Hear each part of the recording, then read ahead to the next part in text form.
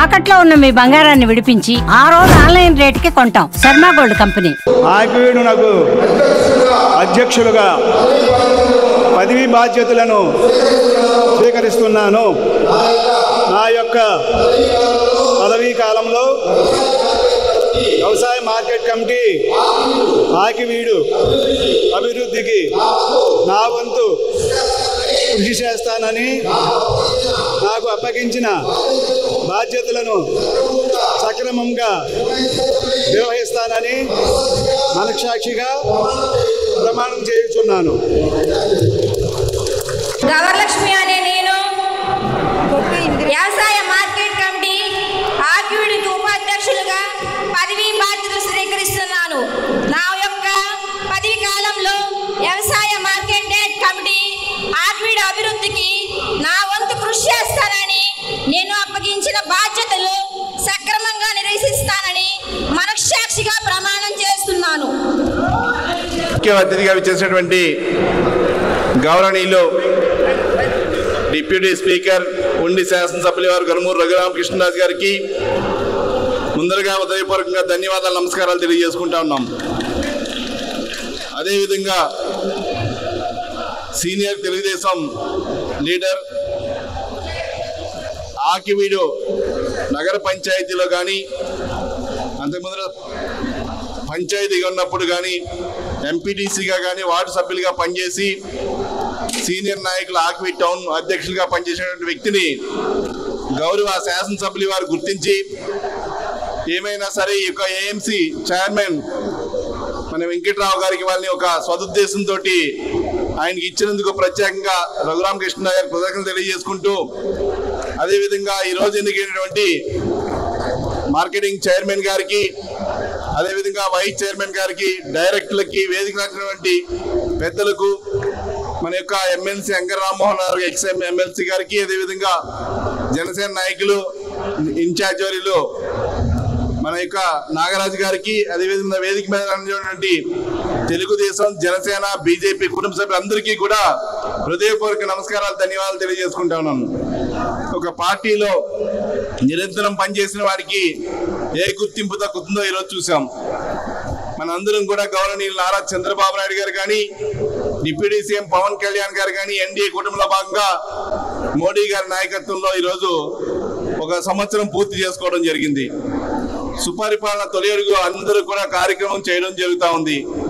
దాంతోపాటు ప్రతి ఒక్క విషయంలో కూడా గౌరవ శాసనసభ్యుల వారు కానీ, పార్టీ కార్యకర్తలందరూ, ఎన్డీఏ పార్టీ కార్యకర్తలందరూ కూడా, ఎన్డీఏ కుటుంబ పార్టీ కార్యకర్తలందరూ కూడా పనిచేసి చక్కటిగా అందరికీ కూడా గవర్నమెంట్ ఇచ్చినటువంటి స్కీమ్స్ అన్ని కూడా ముందుకు తీసుకెళ్ళడం జరుగుతూ ఉంది. అదేవిధంగా రాబోయే రోజుల్లో గౌరవ శాసనసభ్యుల వారి యొక్క ఆదేశాలు, సూచనల మేరకు గౌరవ వెంకట్రావు గారు చైర్మన్ గారు కానీ, కమిటీ సభ్యులందరూ కూడా గ్రామీణ ప్రాంతంలో ఉన్నటువంటి వ్యవసాయ రైతులకు కానీ, అక్వా రైతులకు కానీ, అదేవిధంగా ఈ మార్కెట్ యార్డ్లో ఉన్నటువంటి మౌలిక వసతులు కానీ ముందరకు తీసుకెళ్లాలని చెప్పి మనసా వాచా కోరుకుంటూ ఈ అవకాశం కలిగిన ప్రతి ఒక్కరికి కూడా హృదయపూర్వక నమస్కారాలు, ధన్యవాదాలు చేసుకుంటూ సెలవు తీసుకుంటాను.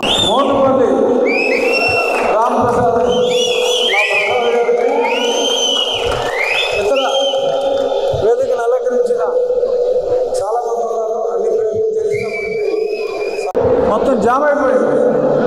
మరి అది మరి వెంకట్రావు గారి స్టామినా తెలియజేస్తుంది. వాళ్ళ నాయకత్వంలో గతంలో మార్కెట్ యార్డ్ రుసులు కలెక్ట్ చేసిన రుసులతో మనం చాలా డెవలప్మెంట్, రోడ్డు డెవలప్మెంట్ అన్ని చేసేవాళ్ళు.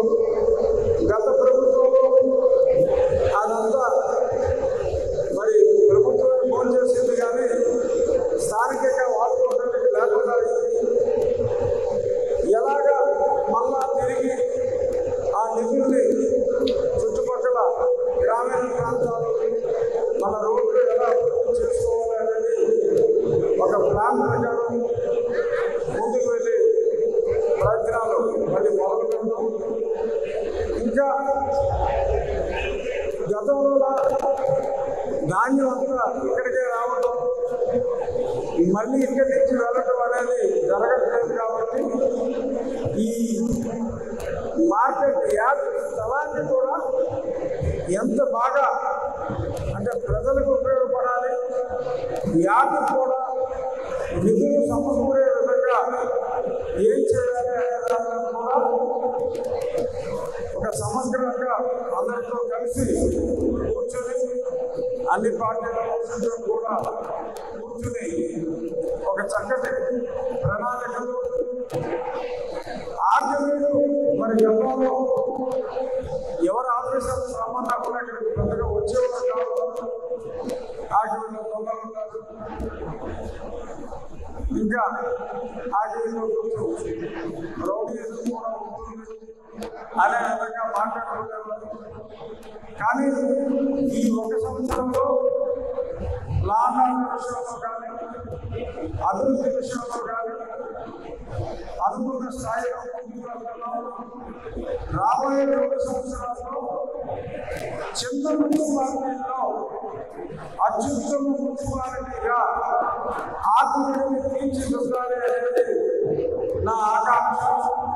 దానికి మీ అందరి సహకారం, అలాగే మార్కెట్ యార్డు వల్ల సహకారం వీళ్ళందరూ తీసుకుని ఇప్పుడు మంచినీటి సమస్య అనేది రాబోయే రోజుల్లో అంటే చాలా సంవత్సరాలే అవుతున్నా ఒక 5-6 నెలల కాలంలో ఆకునీటికి నీటి కొరత అనేది లేకుండా మరి ఇంకో 3 చెరువులు ఓపెన్ చేయడం జరుగుతుంది.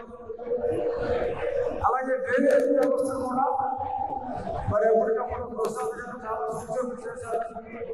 డ్రైనేజ్ వ్యవస్థ గతంలో బాగా ఎక్కడ ముప్పు లేకుండా చేయగలిగాం. మున్సిపల్ శాఖ మంత్రి నారాయణ గారు కూడా అడిగిన వెంటనే మనకు తగిన నిధులు సమకూరుస్తానని చెప్పి మాటించారు. ఆటవిడిని మనందరం సమిష్టిగా అభివృద్ధి చేసుకున్నాం. ఒక 3 స్టార్ హోటల్ కూడా ముఖ్యమంత్రి గారు ప్రతి నియోజకవర్గంలో ఒక 3 స్టార్ హోటల్ ఉండాలన్నారు. మనకున్న మున్సిపాలిటీ అభివృద్ధి చెందుతుంది కాబట్టి ఆటవిడిలో ఒక స్థలాన్ని ఐడెంటిఫై చేసి మనం టెండర్ నుంచి ఒక 3 స్టార్ హోటల్ కూడా త్వరలో ఏర్పాటు చేయడానికి ముందుకెళ్తాం. అలాగే మంచి మంచి పార్కులు కూడా ప్లాన్ చేస్తాం. గతంలో ఒక డబ్ల్యూఆర్లో హాస్పిటల్ పక్కన మనమే శంకుస్థాపన చేస్తాం. 4 మాసాలు ఈ వర్షాలు ఆగినట్లనే యుద్ధ ప్రాతిపదికన దాన్ని పూర్తి చేస్తాం. ఆఖరి 5 రోడ్లు కూడా మంచి వాకింగ్ ట్రాక్స్ అన్ని కూడా ఏర్పాటు చేస్తున్నాం. ఎక్కడ స్థలం ఉంటే ప్రభుత్వ స్థలం దాన్ని పరిస్థితుల్లో తీర్చిదిద్ది ఒక మోడల్గా అంటే గతంలో ఆటలు చూసిన వాళ్ళు ఉన్నారు. రాబోయే సంవత్సరంలో ఆటలు సుందరంగా చేస్తారని నేను మా ప్రసాదం అనుకుంటే అవును.